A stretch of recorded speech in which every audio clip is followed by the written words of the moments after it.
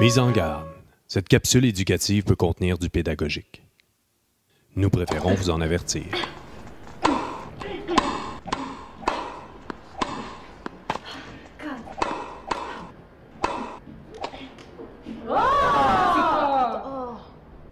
J'étais sûre que c'était pour arriver. À chaque fois qu'il y a une tempête de verglas, on manque d'électricité.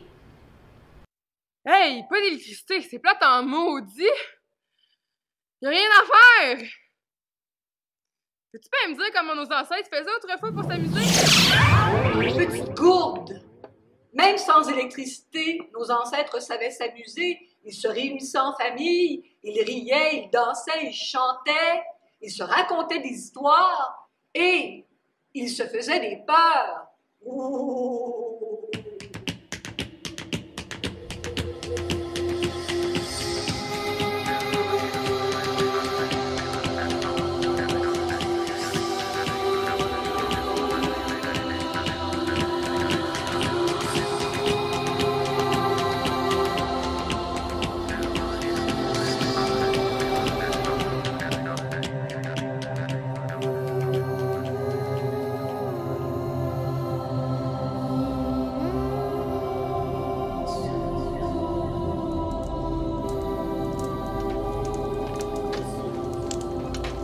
Cette histoire-là que je m'en vais vous conter, je la tiens de mon père, qui lui l'a apprise de mon grand-père, qui demeurait dans la Naudière et qui a bien connu les trois bûcherons de l'histoire.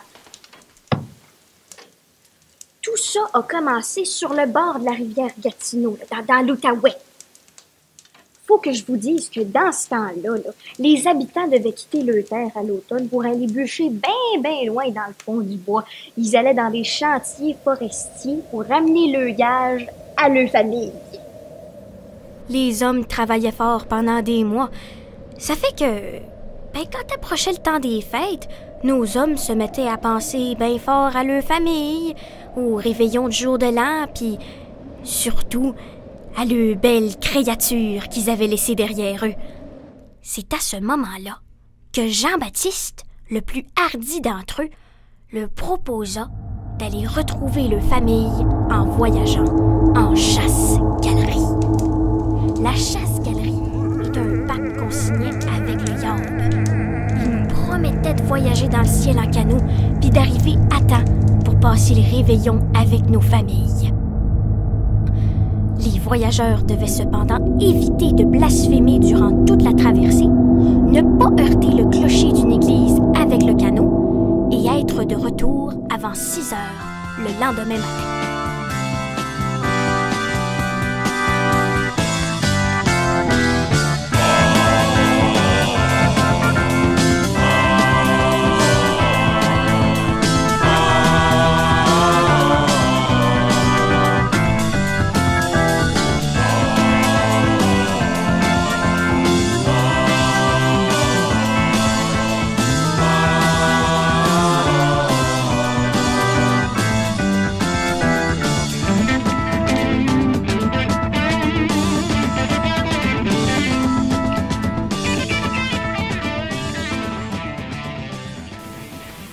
Le Yab les attendait dans le détour.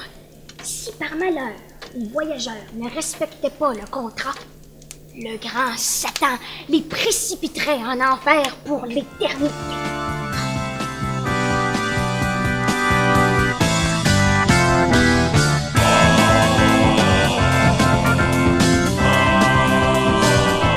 Quelqu'un voudrait-il un petit verre de caribou?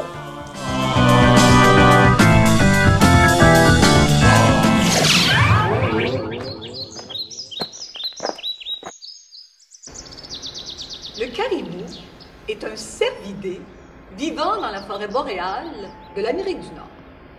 Dans le cas qui nous concerne, petits imbéciles, petites idiotes, petites ignorantes, parce qu'il faut tout vous expliquer, le caribou désigne un alcool très populaire parmi les festivaliers du Carnaval de Québec. Selon la légende, ce sont les coureurs des bois qui seraient à l'origine de cette boisson alcoolisée nommée caribou. Ils mélangeaient le sang de l'animal avec de l'alcool. À notre époque, comme il n'y a plus de coureurs des bois, on a enlevé le sang et adapté la recette. La rumeur veut que certains touristes ontariens en abusent allègrement durant cette période de fête. Carnaval, Mardi-Gras, carnaval, à Québec c'est tout un festival. Carnaval, Mardi-Gras, carnaval, chantons tous le joyeux carnaval.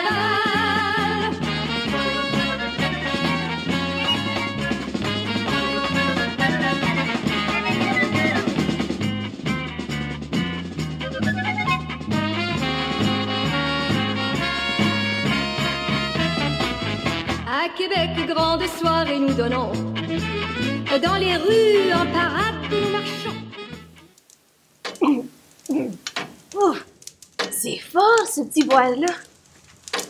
C'est pas que je veux en rajouter, mais la chasse-galerie, là, c'est juste une histoire de gossou. Oui, j'en ai une histoire pour vous, puis une vraie à part de ça. Ça s'est passé dans le village de Saint-Vallier, près de Lévis, en janvier 1763.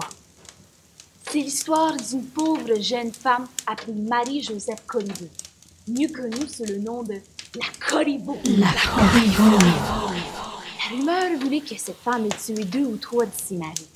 On n'est pas sûr, mais on dit qu'il avait coulé du plomb fondu dans le creux d'une oreille de son premier mari.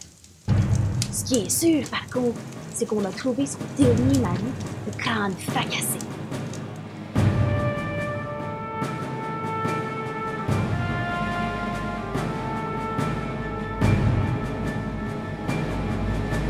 Faut que je vous dise que les Anglais venaient de s'emparer de la Nouvelle-France. Ils ont voulu faire un exemple avec la Corriveau. Marie-Joseph Corriveau, better known as La Corriveau, from Saint-Vallier near Lévis. You are suspected of murdering your second husband, Louis Daudier. Members of the jury, what is your verdict? Guilty, Your Honor. Hang this goddamn no-good witch! Will the defendant please rise?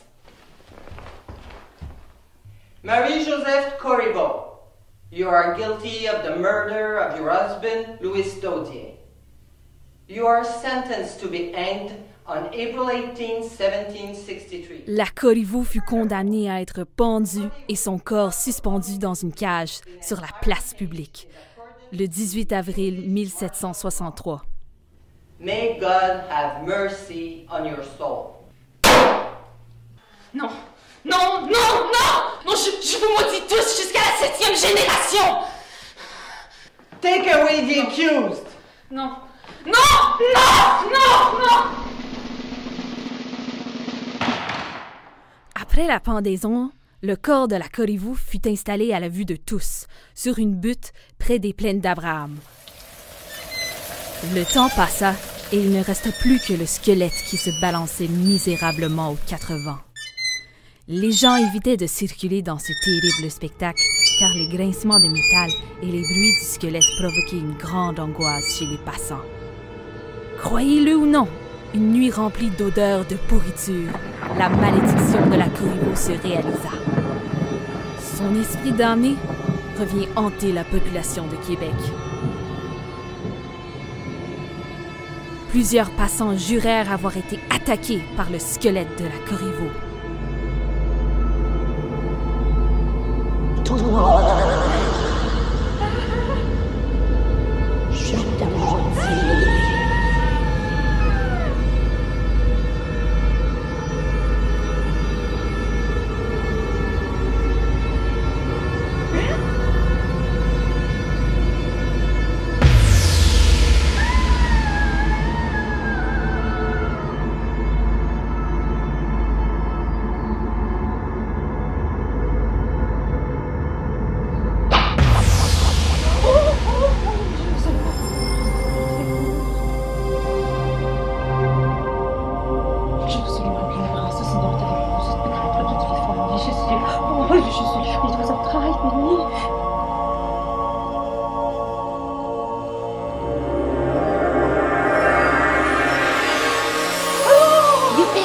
a jamais su pourquoi, mais la bonne Sainte Vierge eut pitié de cette âme en peine.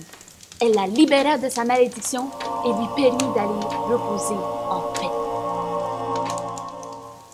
Bon, là c'est à mon tour de vous en raconter une. C'est une histoire vraie. Quand j'étais petite, j'en faisais des cauchemars.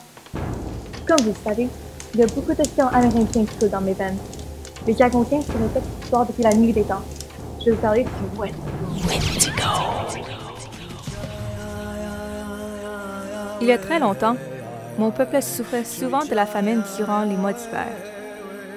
Pendant un hiver très rude, plutôt que de se laisser mourir de faim, les plus affamés allèrent même jusqu'à manger de la chair humaine.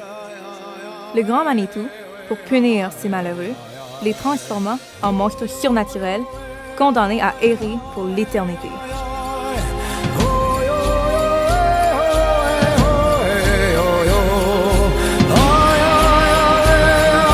Ben, ça ressemble à nos légendes de loup-garou, ça!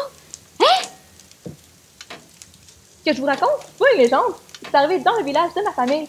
Bon, je continue. 3 jeunes filles étaient parties en forêt chercher du bois. Elles marchaient tranquillement, sans se douter que le mal allait bientôt frapper. Soudain, un sentiment de peur s'empara d'elles. Surgissant du néant, une bête effroyable aux yeux rougeoyants les attaqua pour les dévorer.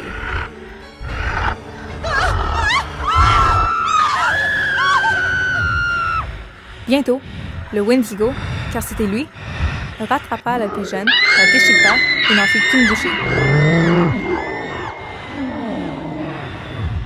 La deuxième subit le même sort.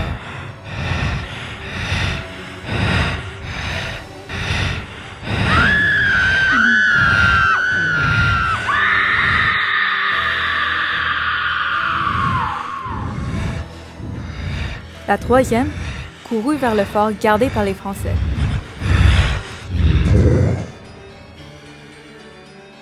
Un jeune soldat vit venir vers lui une jeune fille affolée.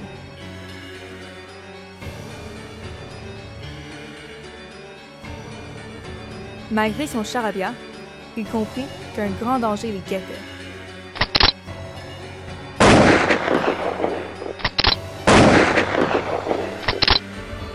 Voyant la bête au loin, le soldat épaula son arme et la tua. Que c'est qu'ils ont fait du monstre? Peu de temps après, on vit le Wendigo se relever. Bon. Les vieux du village racontent que pour éliminer la bête, il fallait l'abattre avec une barre d'argent au cœur. Ces pauvres jeunes filles, massacrées par une bête démoniaque. Ça me rappelle une histoire qu'on me racontait quand j'étais petite. Ça s'est passé au début du siècle, juste avant le carême. Mais il faut que je vous dise que le carême, c'était une tradition qu'on prenait bien au sérieux. Il fallait jeûner pendant 40 jours afin de bien se préparer pour l'enfant. Comme vous le savez, le Mardi Gras, c'était l'occasion de fêter, de danser. Mais tout ça, ça devait se terminer avant les 12 coups de minuit.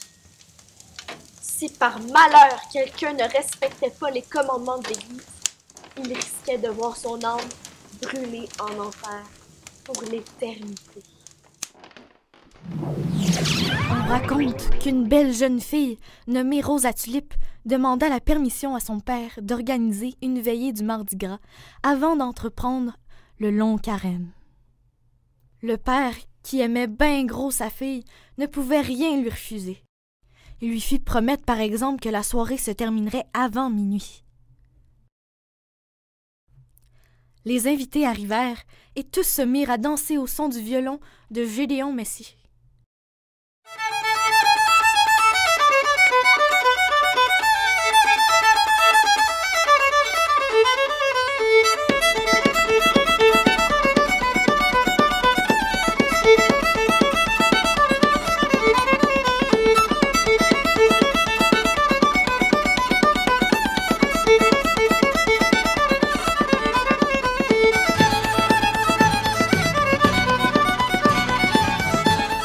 Rose dansait sans s'arrêter, passant des bras d'un cavalier à l'autre.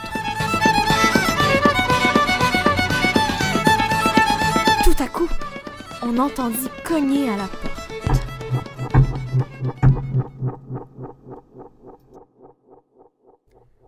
Le père La Tulipe alla ouvrir et fit entrer un bel étranger qui demandait à se réchauffer. En bon chrétien, le père La Tulipe lui offrit l'hospitalité et l'invita à se joindre à la fête.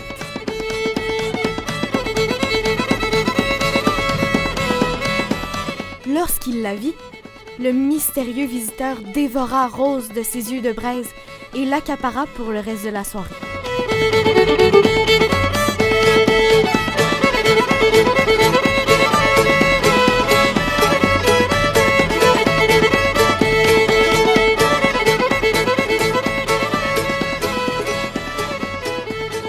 Passé 11h30, Gédéon, le violonneux, il était fatigué, fait qu'il voulut s'arrêter.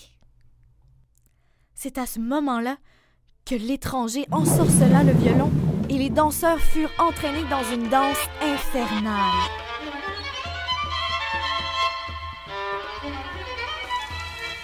À partir de ce moment-là, le visiteur se montra sous son vrai jour. Satan! Car c'était lui, était venu chercher des âmes. Et Rose s'avéra une proie facile.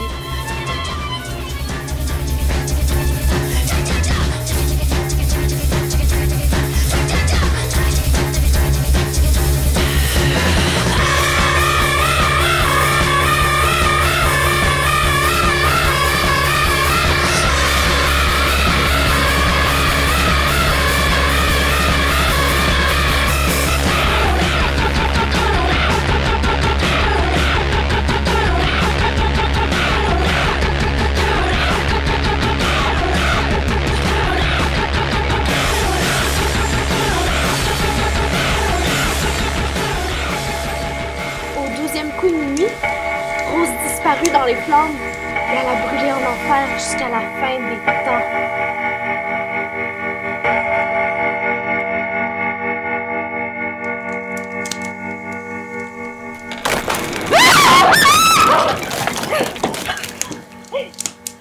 Pour l'amour du ciel, voulez-vous bien me dire qu'est-ce qui arrive? Là, bougez pas, je vais voir ce qui se passe.